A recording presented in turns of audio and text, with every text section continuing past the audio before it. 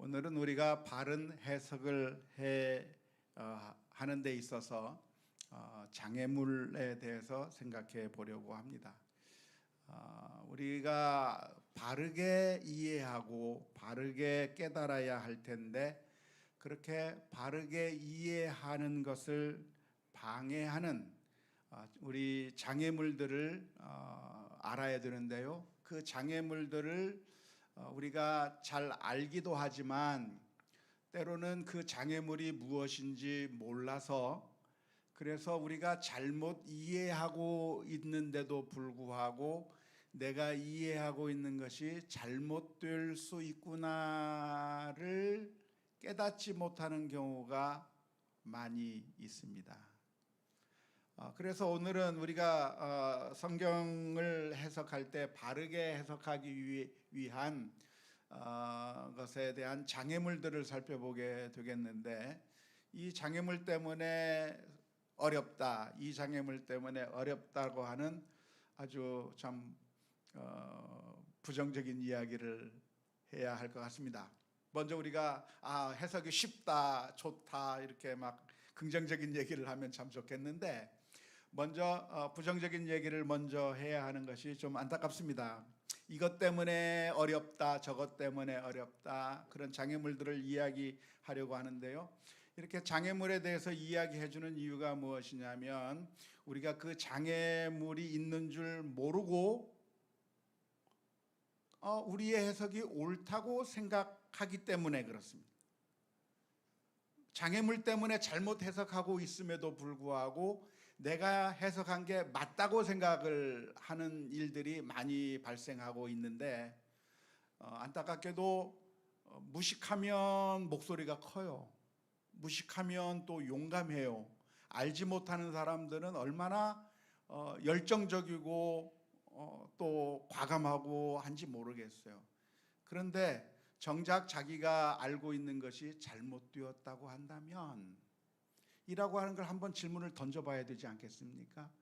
내가 지금 알고 있는 게 가짜 뉴스에 의해서 잘못 전달된 정보 때문에 내가 지금 화가 나 있구나라고 하는 것을 알아야 되잖아요. 안 그러면 우리가 손해를 보게 되는 것처럼 성경 해석도 마찬가지입니다.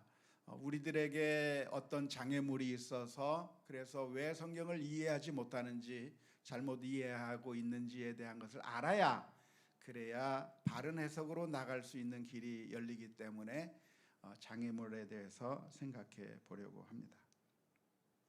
첫 번째 장애물은 시간적인 거리입니다. 우리가 사는 세상은 21세기입니다. 21세기에 살고 있는 우리가 지금으로부터 수천 년 전에 쓰여졌던 성경 말씀을 이해하는 것은 굉장히 어렵습니다. 우리가 잘 아는 것처럼 성경이 언제부터 쓰여졌죠? BC 주전 15세기경부터 쓰여지기 시작한 겁니다. 그래서 지금으로부터 약 2000년 전에 성경이 완성이 된 겁니다.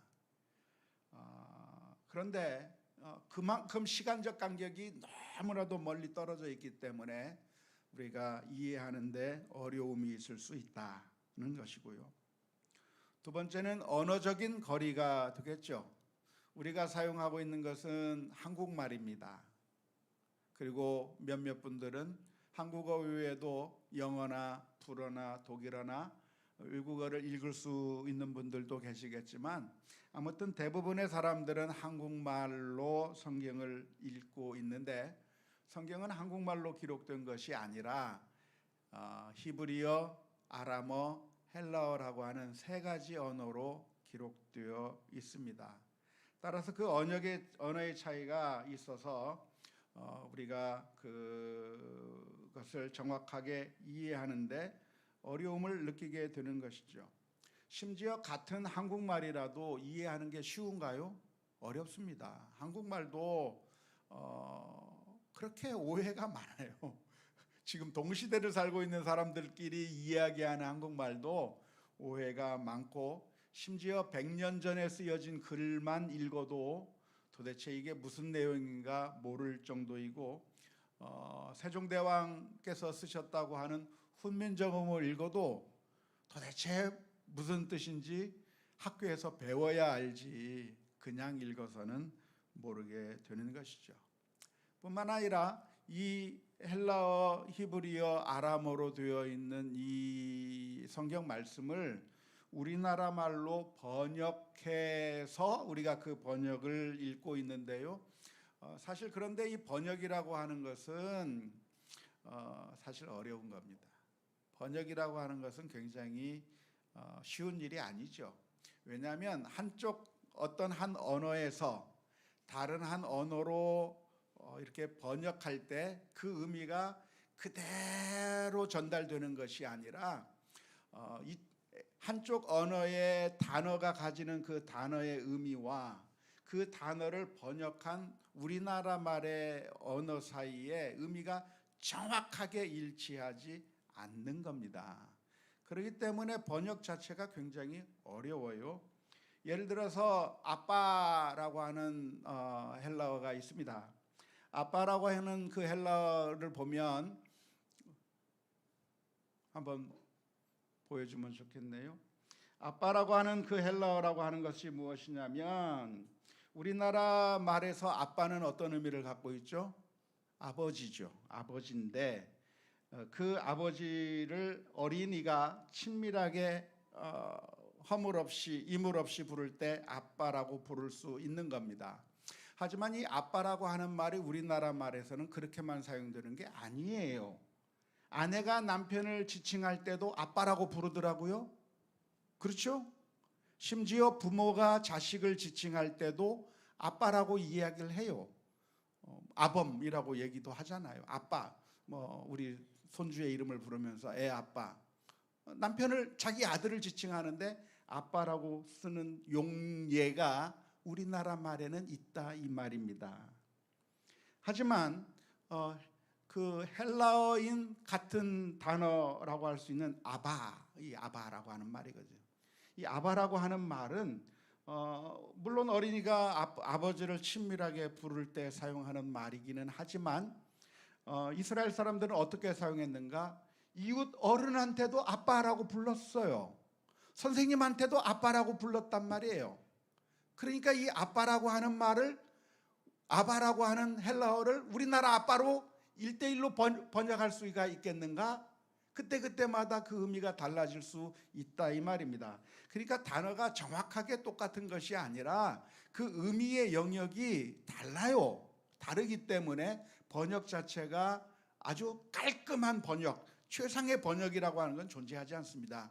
이 세상에 가장 잘된 번역이라고 하는 것은 존재하지 않는 것이고 늘 그 의미의 영역의 차이로 인해서 오해가 전달될 가능성들이 많이 있는 것이죠. 예를 들어서 책이라고 하는 단어도 역시 마찬가지입니다. 비블로스라고 하는 말이 있는데요. 비블로스 하면 한국말로는 책이라고 할 수가 있겠는데 헬라어의 비블로스는 뭐냐면 족보를 의미하기도 하고 성경을 의미하기도 하고 노트를 의미하기도 하고 책을 의미하기도 해요. 그러니까 비블로스라고 하는 것을 단순히 책으로만 번역할 수 없다 이 말이에요. 다른 단어로도 번역할 수가 있는 것인데 번역자가 문맥을 보고 상황을 보면서 적절하게 이 경우에는 아마도 족보라고 하는 의미겠구나. 이 경우에는 성경이라고 하는 의미겠구나. 그때마다 번역자가 선택해서 번역을 해주는 것인데 그러다 보면 결국에는 그 전 의미가 제대로 전달되지 않을 때도 있는 것이죠. 비유라고 하는 말도 역시 마찬가지입니다. 비유라고 하는 말을 보면 파라볼레라고 하는 것이 헬라어로 비유라고 하는 말인데 우리나라 말에서 비유라고 하는 것은 비유를 말하고 풍자, 은유 이런 것들을 비유라고 말할 수 있겠는데 헬라어에서 파라볼레라고 하는 것은 속담을 의미하기도 하고 조롱하는 것을 의미하기도 하고 수수께끼를 의미하기도 하고 대조를 의미하기도 하는 등 그 의미의 영역이 굉장히 다양하다 이 말입니다. 그래서 언어적인 차이가 있어서 그래서 우리가 그 성경을 해석하는데도 여러 가지 어려움이 있습니다. 세 번째 장애물이 있다고 한다면 문화적인 차이라고 할 수가 있겠죠. 그 당시의 문화 속에 있는 사람들만 이해가 가능한 겁니다. 문화 속에서 언어가 존재하고 문화 속에서 언어가 의미 있는 것이 되는 것이죠. 제가 한국에서 영어를 공부했습니다. 그리고 토플도 공부해가지고 토플 점수가 꽤 잘 나왔어요. 그래가지고 미국 유학까지 간 겁니다. 그런데 미국 가서 처음 미국 사람들하고 이야기를 하려고 하니까 대화가 통하지 않아요. 말이 통하지 않아요. 왜 말이 통하지 않았을까요? 상황이 생소했기 때문에 그런 겁니다. 그 상황 속에서 쓰는 말이 있어요. 식당에 가서 쓰는 말, 우리가 공항에서 쓰는 말, 그리고 자동차 운전하면서 쓰는 말, 그때 상황에서 쓰는 말들이 있는 겁니다. 그러니까 누가 말을 잘하느냐? 언어를 통달한 사람이 말을 잘하는 게 아니고 상황을 빨리 캐치하는 사람들이 대화가 되는 거죠. 상황을 빨리 캐치하는 사람들은 손짓 발짓을 하면서 대화가 되는 겁니다. 그런데 그 상황을 알지 못하면 무슨 얘기인지 아무것도 몰라요. 우리 한국말도 마찬가지 아닙니까? 우리가 서로들 이야기하고 있는데 그 이야기 가운데 없던 사람이 들어와 가지고 앉아 있으면 한국말로 서로들 이야기하고 있는데 알아들어요? 못 알아들어요? 못 알아들어요. 왜냐하면 지금 그 상황이 어떤 상황에서 이야기하고 있는지 그 상황에 대해서 잘 모르기 때문에 서로 사람들이 이야기하고 있는 그 자리에 어떤 나중에 한 사람이 딱 들어가게 되면 도대체 무슨 얘기가 오고 가고 있는지 전혀 이해를 하지 못하는 겁니다. 그런데 눈치를 보면서 이렇게 딱 이렇게 보다가 지금 무슨 얘기를 하고 있구나, 상황이 이해되면 그때 대화가 가능해집니다. 그러니까 문화적 차이가 있기 때문에 이 성경 말씀을 이해하기가 어려운 겁니다. 우리는 물어보는 거죠. 너 몇 살이야? 왜 만나서 몇 살인가를 물어보죠. 외국 사람들은 도무지 이해를 하지 못해요. 근데 몇 살이에요? 주민증 까보고. 그래서 우리는 그 문화가 뭐예요? 나이가 누가 더 많나 위아래를 결정하고 나야 그때서야 마음이 편해지고 대화가 된다 이 말이에요. 몇 살인지 확인돼야 되는 것이고, 우리는 만나서 밥 먹었냐고 물어봐요. 남이 밥을 먹든 말든 그게 무슨 상관이야. 근데 밥을 먹은 걸 물어본단 말이에요. 왜? 우리는 밥 먹었는가를 물어보는 게 인사란 말이에요. 인사. 그러니까 이 문화를 알지 못하면 한국말을 안다고 해서 외국인이 우리나라 사람들의 말의 대화를 알아듣는 게 아닌 겁니다. 단어의 뜻을 알고 문장의 뜻을 안다고 해서 이해하는 것이 아니라 그 문화를 이해해야 알 수가 있는 것이죠. 서로 입맞추며 문안하라고 성경 말씀에 기록되어 있는데 왜 입을 맞추죠? 예? 왜 성도들끼리 서로 입을 막 맞춰죠? 그 당시에 인사하는 법이 그랬어요. 그러니까 그런 문화나 이런 것들을 잘 알지 못하면 도대체 왜 이런 일이 있었는지 모르는 겁니다.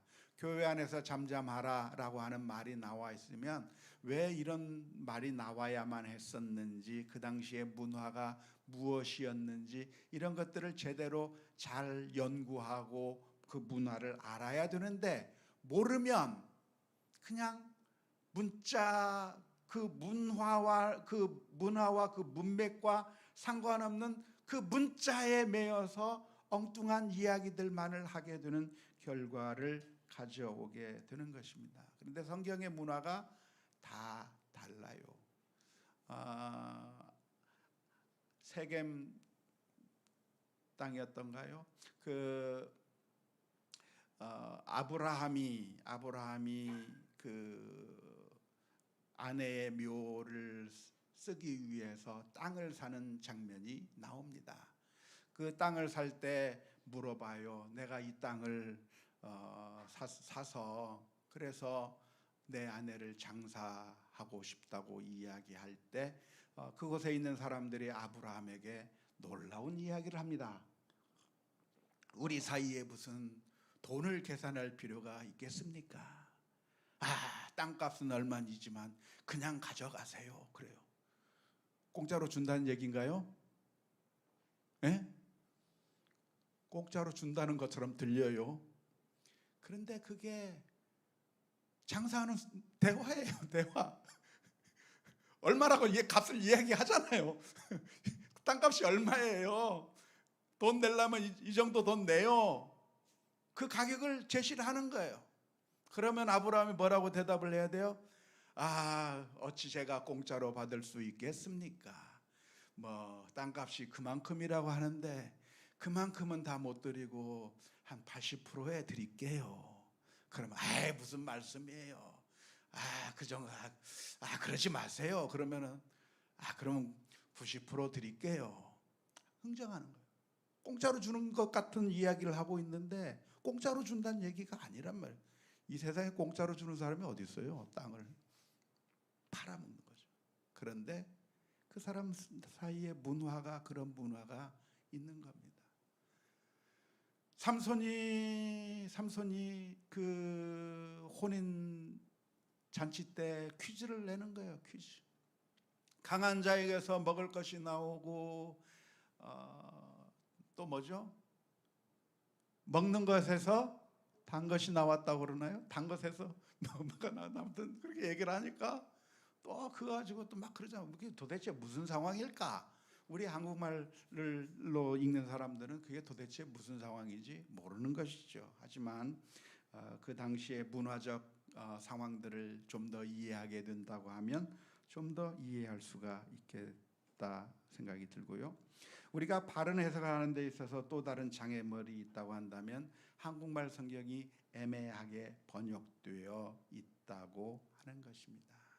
성경 번역을 한 사람들이 아주 훌륭한 학자들이고 성경 원어에 아주 익숙한 사람들이 번역을 했지만 그러나 학자들의 의견이 다 일치하는 것이 아니라 학자들의 의견은 서로 다르게 되어 있는 것이죠. 그래서 학자들이 그 번역한 그 번역자가 생각하기에 이런 뜻이라고 생각해서 번역을 한 거예요. 그러다 보니까 번역이 애매한 것들도 많아요. 오늘 본문의 말씀 보니까 야고보서 5장에서도 다가올 고생으로 인하여 고생이야 좀 참지 뭐 그렇게 할 수 있지만 그런 의미가 아니란 말이에요. 고생이 아니고 다가올 재난, 다가올 그 비참한 상태 그걸 이야기하고 있는데 애매하게 번역된 것들이 종종 있어서 어렵고 더군다나 우리 한국말 성경은 언제 번역이 됐어요? 지금으로부터 100여 년 전에 사람들이 선교사님들이랑 그리고 그 선교사를 도왔던 사람들에 의해서 번역이 된 것이고 그것에 기반한 성경이 약간씩 개정은 되고 수정은 됐지만 그 원근간은 크게 바뀐 것이었기 때문에 성경을 읽으면서도 어려운 것이 있는 것이죠. 뿐만 아니라 우리가 가지고 있는 또 하나의 장애물이 있다고 한다면 선입견입니다. 우리가 선입견을 가지고 바라보는 것이죠. 선입견을 가지고 바라보면 어떻게 보여요? 저게 빨갛다고 생각하고 보면 빨개 보이는 겁니다. 파랗다고 생각하고 보면 파래 보이는 겁니다. 저 사람은 좋은 사람이라고 생각하고 보면 다 좋아 보여요. 저 사람은 아주 나쁜 놈이라고 생각하면 다 나빠 보여요. 똑같은 행동을 해도 내가 어떤 선입견을 가지고 있느냐에 따라서 해석이 완전히 달라질 수가 있는 겁니다. 이런 바른 해석의 장애물들이 우리들에게 있다고 하는 것. 이외에도 여러 가지 장애물들이 있을 텐데 그런 장애물들이 있다고 하는 점을 우리가 생각해야 되는 것이죠. 우리가 원통을 바라보게 되면 원통을 위에서 바라보면 동그라미잖아요. 그런데 옆에서 바라보면 네모인 겁니다. 내가 바라보는 관점에 따라 똑같은 것도 어떤 것은 동그랗게 보이고 어떤 것은 네모나게 보이는 것이죠. 그런데 그때 내가 지금 이것을 바라보는 게 동그라미라고 생각을 했는데 내가 바라본 그것이 정답이라고 생각하면 될까요? 지금 네모라고 주장하는 사람이 있어요. 저기에 그 사람하고 싸워야 될까요? 아니요. 나는 동그라미인데 왜 저 사람은 네모라고 말할까? 한번 질문을 던져봐야 돼요. 혹시 내가 잘못 보고 있는 것은 아닐까? 혹시 내가 일부만 보고 있는 것은 아닐까를 질문을 해봐야 되는 것이죠. 하지만 우리는 늘 어떤 우상에 사로잡혀 있어요. 어떤 선입견에 사로잡혀 있어요.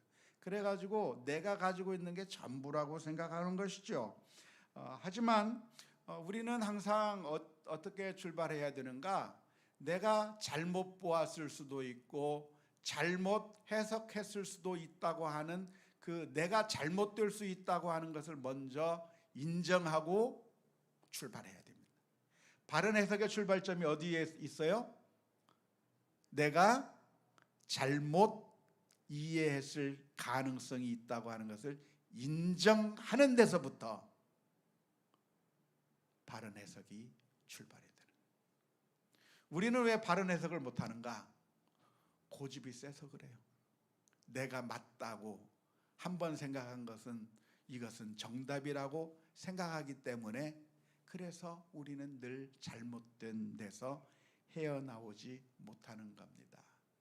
우리가 동굴 속에서 저 밖을 바라본다고 한다면 동굴 속에 있을 때는 저 밖에 있는 세상 조그만하고 별거 아닌 것처럼 보이는 겁니다. 하지만 그 동굴 밖으로 걸어 나오면 어마어마한 세계가 쫙 펼쳐져 있는 거죠.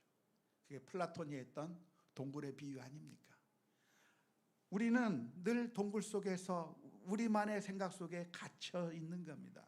우리의 선입견 속에 갇혀 있는 겁니다. 그래서 이게 옳다라고만 생각하고 있고 그리고 내 생각과 다르면 싸우려고 하고 다투려고 하고 있는데 사실 그게 내 생각이 잘못될 수 있다고 하는 것을 인정하는 게 그게 바른 해석을 위한 첫 출발점이라고 하는 사실을 분명하게 기억해야 되는 것이죠. 사도 바울은 어떤 사람이었습니까? 사도 바울은 강한 확신 가운데 있었던 사람입니다. 그는 바리새인으로서 율법을 철저하게 지켰고 그리고 하나님의 말씀을 완벽하게 수행했다고 생각을 했습니다. 그런데 어느 날 크리스찬들이 나타난 거예요. 크리스찬들이 나타나서 성경을 가지고 예수님이 메시아라고 주장하기 시작했습니다. 예수님께서 죽었다 살아났다고 주장한 겁니다. 그러니까 그것을 사도 바울은 아직 회심하기 전에는 순 엉터리라고 생각했어요. 내가 옳았고 저 크리스찬들은 잘못됐다고 생각을 한 것이죠. 하지만 그가 결국 예수님을 만나게 된 겁니다. 그러면서 깨달음이 무엇이에요? 내가 잘못 생각했을 수도 있겠구나라고 하는 사실을 발견하고 결국은 참된 진리로 돌아갈 수가 있게 된 것이죠. 믿음이라고 하는 것은 확신이지만 그러나 성경을 해석할 때 있어서 잘못된 확신을 끝까지 붙드는 것은 어리석은 일이라고 하는 사실을 기억해야 되는 것이죠.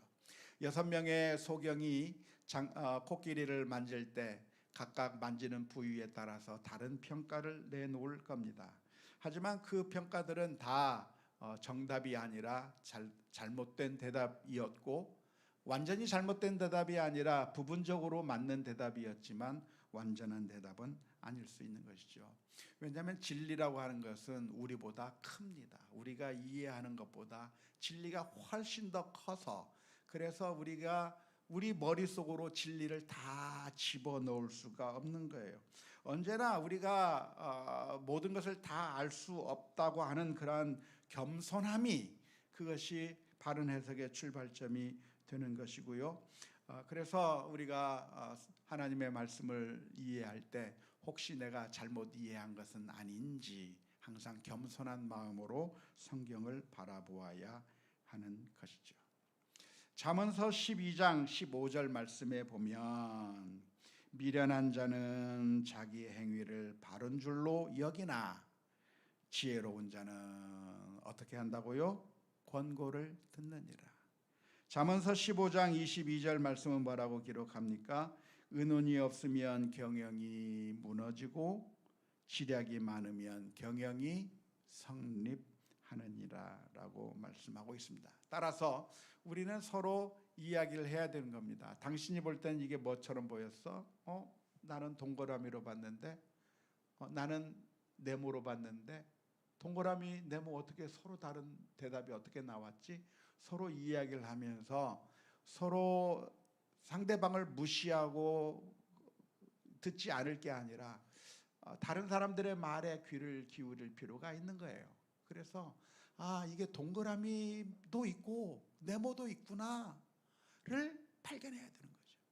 그래서 교회 공동체가 필요한 거예요. 그래서 부부가 필요한 거예요. 사람이 혼자 있으면 일부만 보고 제대로 보지 못하기 때문에 망하는 겁니다. 그래서 온전할 수가 없는 거죠. 그래서 부부가 같이 있어서 서로 다른 면을 봐야 되는 것이고, 교회 공동체가 필요한 것은 내가 성경을 읽어 나갈 때 그냥 내가 옳다고 생각하고 밀어붙이게 되면 어떻게 돼요? 망하는 거예요. 누구의 말을 들어봐야 돼요? 다른 사람들의 이야기를 들어봐야 하는 겁니다.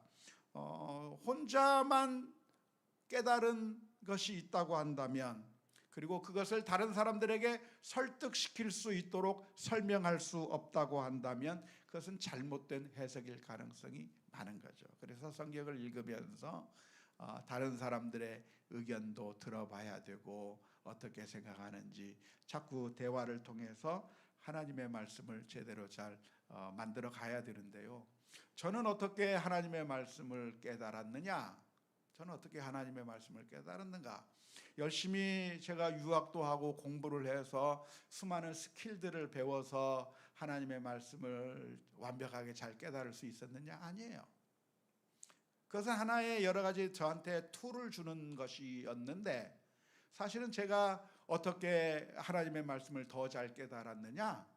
제 아내랑 이야기하면서 제 아내의 관점을 들으면서 내가 깨닫지 못한 것을 아는 거예요. 우리 교우들과 이야기하면서 우리 성도님들이 하는 이야기들, 이런 면을 내가 보지 못했었구나, 이게 있었구나 라고 하는 걸 깨닫는 거예요. 우리가 완벽한 사람이 없어요. 동그란 걸 보는 게 완벽한 겁니까? 네모를 보는 게 완벽한 겁니까?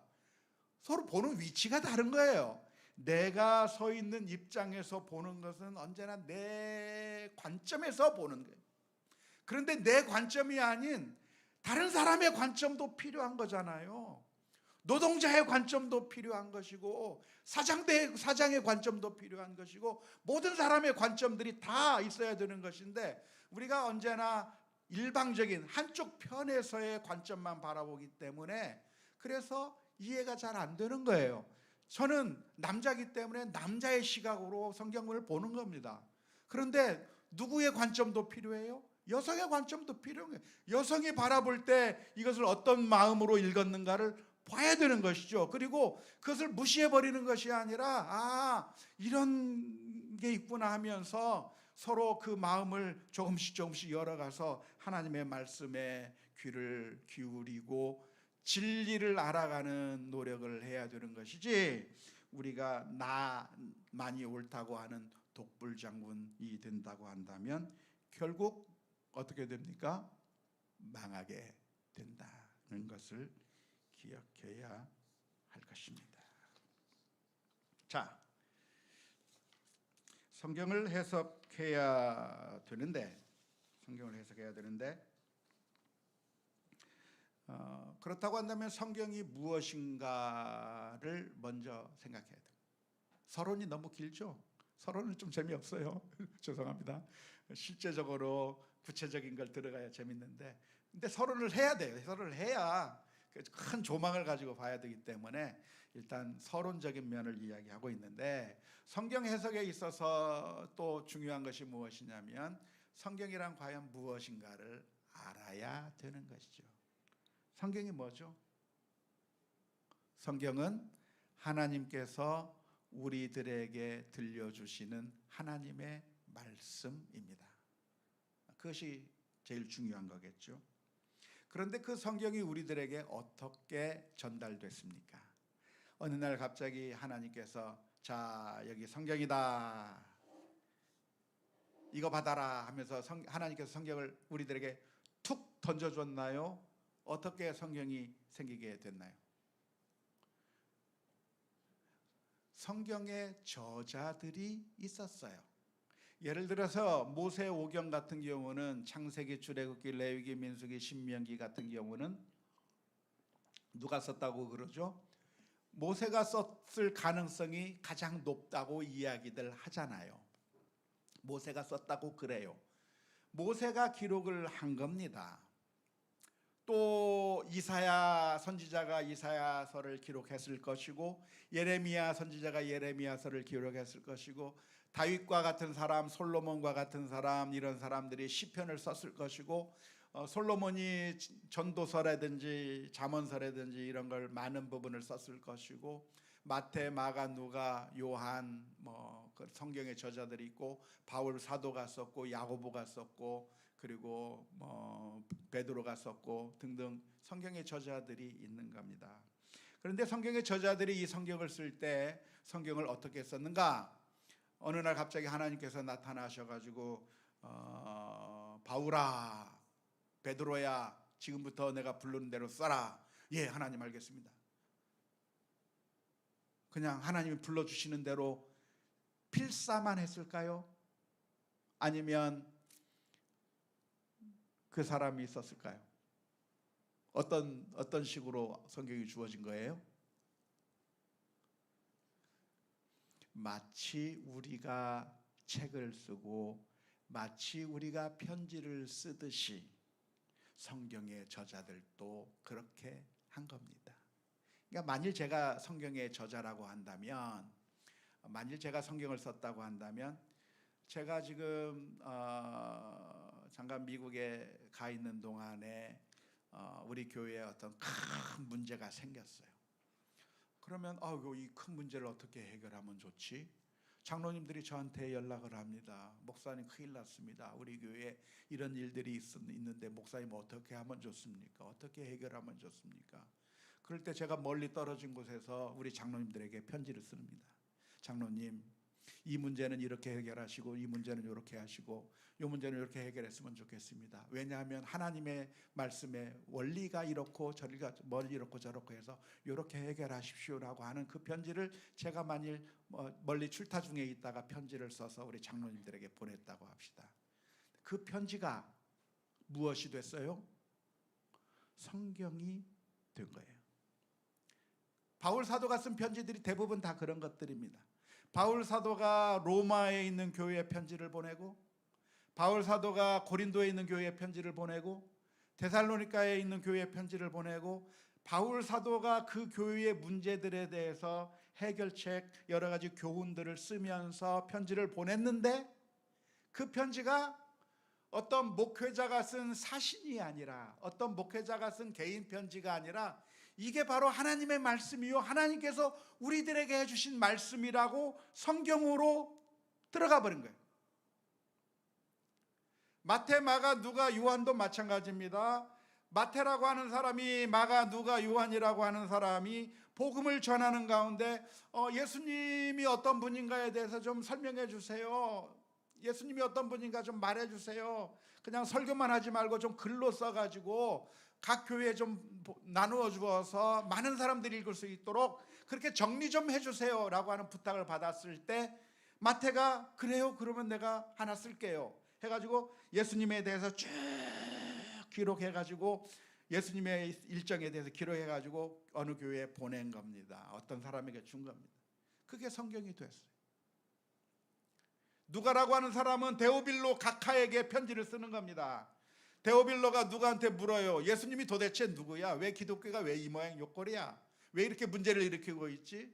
기독교가 뭔지에 대해서 나한테 설명해 줘 했을 때, 누가는 편지를 쓰는 겁니다. 데오빌로 각하여, 내가 지금까지 연구한 바에 의하면, 내가 조사도 하고 증거도 수집하고 모든 것을 다 수집해 가지고 그래서 사실만을 제가 적어서 보내겠습니다 하면서 글을 싹 쓴 게 누가복음이 되고, 그 다음에 사도행전이 되는 거예요. 그래서 그것을 데오빌로 각하에게 보냈는데 그게 성경으로 편입이 된 거죠. 모세는 이제 이스라엘 민족을 이끌고 나오면서 그 이스라엘 민족을 이제 곧 놔두고 죽게 될 상황이란 말이에요.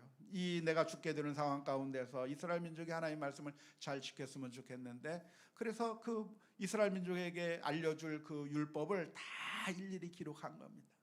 그래가지고 이스라엘 민족에게 전달해주고 죽었단 말이에요.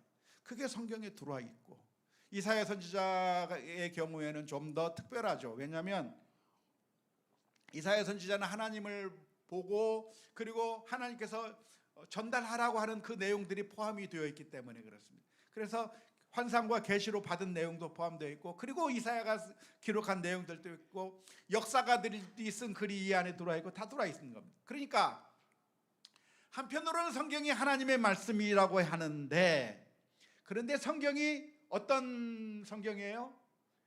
인간 저자가 있는 책이다 이 말이에요. 인간 저자가 있는 책. 그렇기 때문에 우리가 해석할 때 어떻게 해석을 해야 되는가? 우리가 어떤 사람의 편지글을 읽고 해석할 때 필요한 원리와 방법들이 성경에 똑같이 적용이 되는 거예요. 성경을 해석하는 게 어떤 신비한 영역이 아니라 그냥 어떤 뭔가 특출한 신비한 영적인 은사를 받은 사람들만 성경을 해석할 수 있는 것이 아니라, 우리가 그냥 편지를 받게 되면, 우리가 어떤 문서를 받게 되면 누구든지 그 문서를 잘 해석할 수 있는 것처럼, 우리가 이 성경 말씀을 해석하는 것도 일반 문서를 해석하는 것과 크게 다르지 않다. 크게 다르지 않다. 누구든지 초, 중, 고등학교만 제대로 잘 나오고 맨날 나쁜 짓만 안 했으면, 그러면 어느 정도 성경을 해석할 만한 그러한 기본적인 자질들은 다 가지고 있다라고 말할 수 있는 것이죠. 그런데 성경이 이렇게 하는 사람들이 쓴 성경 말씀인데, 성경 전체에서 가르쳐주는 그 성경에 대한 가르침이 무엇이냐면, 그런데 하나님께서 그 인간 저자가 하는 그 모든 글 쓰는 것 하는 그 모든 것들을 오류가 있도록 방치해 둔 것이 아니라 하나님의 말씀이 되도록 보호하셔서, 성령님께서 영감을 주셔서 그 사람들의 모든 행위가 하나님의 말씀이 되도록 하나님께서 보호하셨다고 하는 것이 성경 영감설이다 이 말이에요.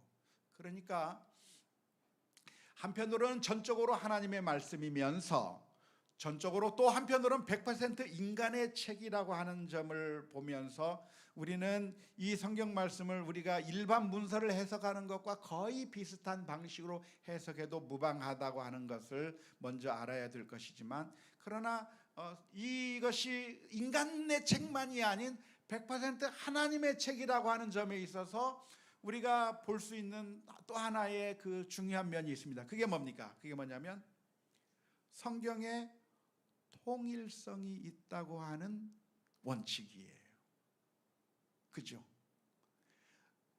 일반 사람들의 보통 책들은 통일성이 있어요, 없어요? 없어요. 이 사람이 쓴 말과 저 사람이 쓴 말 사이에 서로 차이가 있다 이 말입니다. 이 사람이 주장하는 말과 이 사람이 주장하는 말이 서로 다르단 말이에요. 그래서 통일성이 없다고 볼 수밖에 없어요, 이 세상 모든 책들은. 하지만 성경은 무엇인가? 각각의 저자가 다 다르기 때문에, 그래서 성경의 독특성들이 각 권마다 다 다르지만, 그리고 표현도 다르고 방식도 다르고 다 인간 저자의 특성들이 그대로 나타나고 있지만, 그럼에도 불구하고 성경이 무엇을 가지고 있다?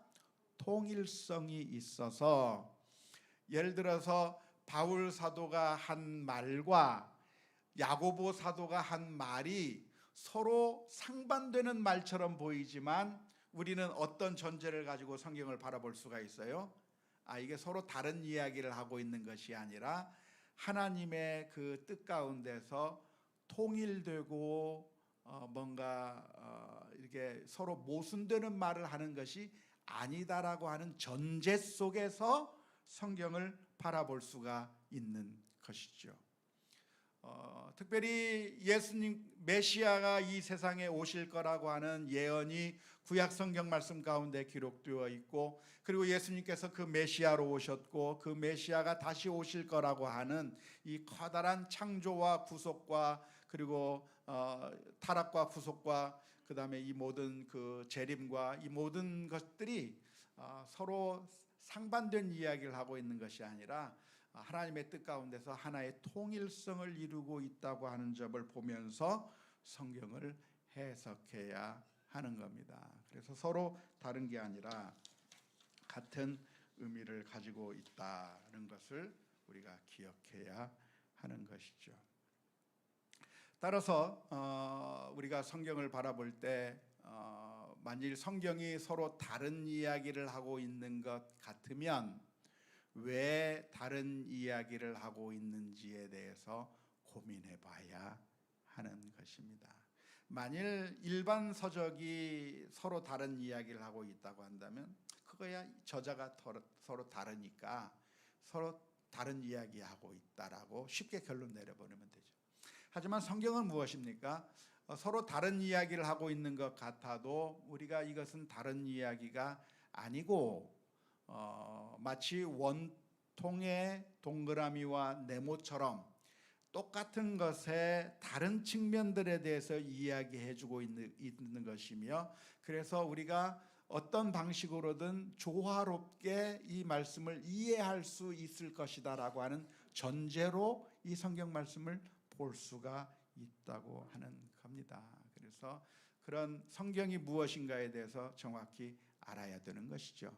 그래서 우리가 성경이 무엇인가에 대해서 제대로 알고 접근을 해야 되는 것인데, 이것이 사람의 손에 의해서 쓰여졌기 때문에 어느 날 하나님께서 뚝 내려준 것이 아니라 그 당시의 상황과 조건과 상황 여러 가지 그 형편에서 하나님의 말씀이 주어진 것이기 때문에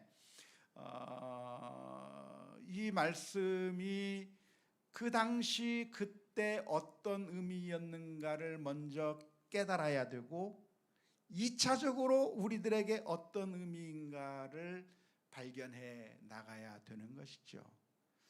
다시 말하자면 성경에 있는 그 말씀이 1차적으로 우리들에게 주신 말씀인가요? 아니요. 아니요를 먼저 할 수 있어야 됩니다. 성경이 우리들에게 1차적으로 주신 말씀인가요? 아니요. 아니에요. 예를 들어서 너는 본토 친척 아비 집을 떠나 내가 내게 지시하는 땅으로 가라. 이 말씀은 누구에게 주신 말씀이에요? 아브라함에게 주신 말씀이지 권사님에게 주신 말씀이 아니란 말이에요. 그 말씀 읽고 이삭하면 돼요? 안 돼요? 안 된단 말이에요. 이 말씀은 아브라함에게 주신 말씀이에요. 교회에서 잠잠하라 그랬으면 누구한테 준 말씀이에요? 고린도 교회에 있었던 그 여성들에게 주신 말씀이에요. 그래서 그때의 상황과 이 상황 가운데서 왜 이런 말씀을 해 주셨고, 그리고 그 말씀의 의미가 무엇인지 그 의미를 우리가 분명하게 이해하고, 그렇다고 한다면 이 말씀의 의미가 오늘날 우리들에게 어떤 의미로 다가오는지에 대해서 2차적으로 분석해야 되는 것이죠. 그런데 성경이 무엇인지 모르기 때문에 인간 저자들에 의해서 쓰여진 책이라고 하는 것들을 우리들이 종종 망각해 버립니다. 그래서 그냥 마치 맹구처럼 반응하는 일들이 교회 내에서 종종 일어나게 되는 것이죠. 맹구의 원칙이 뭐예요? 들리는 대로 행한다. 문자 표현대로 행한다. 그래서 그 문자 그대로 행동하면 되나요? 식판 들고 오라고 그랬다고 식판만 들고 가면 되나요? 놀랍게도 성경은 그렇게 해석하면 안 된다고 여러 곳에서 알려주고 있는 것이죠. 진설병은 제사장들만 먹으라고 했지만 아히멜렉은 그 문자에 매이지 않았던 겁니다. 무엇이 더 중요하고 무엇이 더 하나님께서 원하시는 것인지 진지한 고민과 하나님의 마음을 안 것이죠. 저는 맹구와 같아서 꽃나무에게 물 주라고 했다고 하는 그 말을 듣고 열심히 줬습니다. 결국 꽃나무 죽였어요.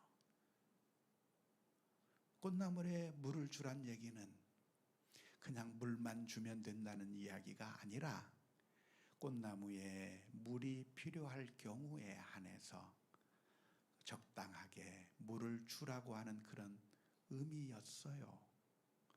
그런데 저는 그 말을 못 알아들어가지고 맹구와 같은 남편이라 물만 줬어요. 막 주고 죽여놓고 나는 시키는 대로 했는데 왜 죽었지?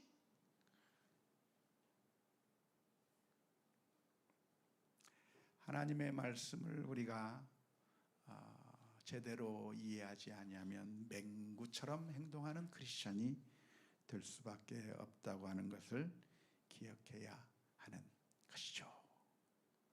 여기까지